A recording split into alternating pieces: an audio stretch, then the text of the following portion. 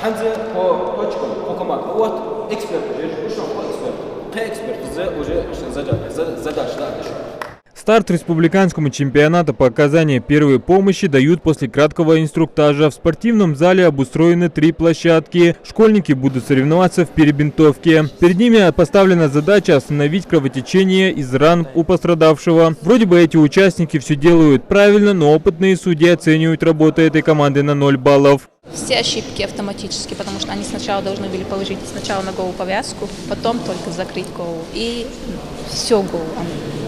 Вот так. А в это время еще одна команда, представляющая Центр одаренных детей «Олимп», пытается остановить кровотечение артериальной вены. Ребята получают 9 баллов из 10, допустив всего одну ошибку. Участники признаются, для них задание оказалось легким. У нас была практика, нас обучали этому, и мы, в принципе, со всей командой вместе готовились и брали информацию из интернета, и вместе, даже на практике у нас было такое. Пока одни участники соревнуются в навыках перевязки ран, другие демонстрируют, как делать искусственное дыхание и массаж сердца. Тут главное не только показать на манекене, как реанимировать человека, но и объяснить последовательность действий.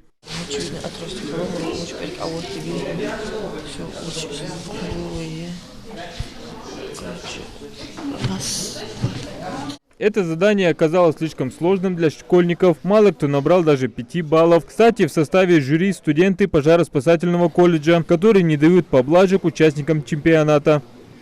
Сейчас мы всех судим достаточно правильно, строго, что не даем ни одному поблажку, потому что если этот человек окажется в том месте, где ему придется оказать эту первую помощь в реальных событиях, у него не будет права на ошибку, и у него будет только одна попытка спасти человека. Впереди еще 2 задания: оказание помощи при переломе и тестирование. Каждое могло принести команде по 10 баллов. Всего в чемпионате участвуют 200 учащихся. Они представляют 40 школ республики. Это 3-й заключительный день чемпионата. В первые 2 дня сотрудники регионального корпуса спасателей проводили с участниками мастер-классы, тренинги и лекции, где в теории и на практике обучали детей от 14 до 17 лет, как правильно оказывать первую помощь. Чемпионат проходит по инициативе Движение первых совместно с региональным отделением корпуса спасателей. Я считаю, что наша республика должна быть готова к любым чрезвычайным ситуациям и уметь действовать в чрезвычайных ситуациях.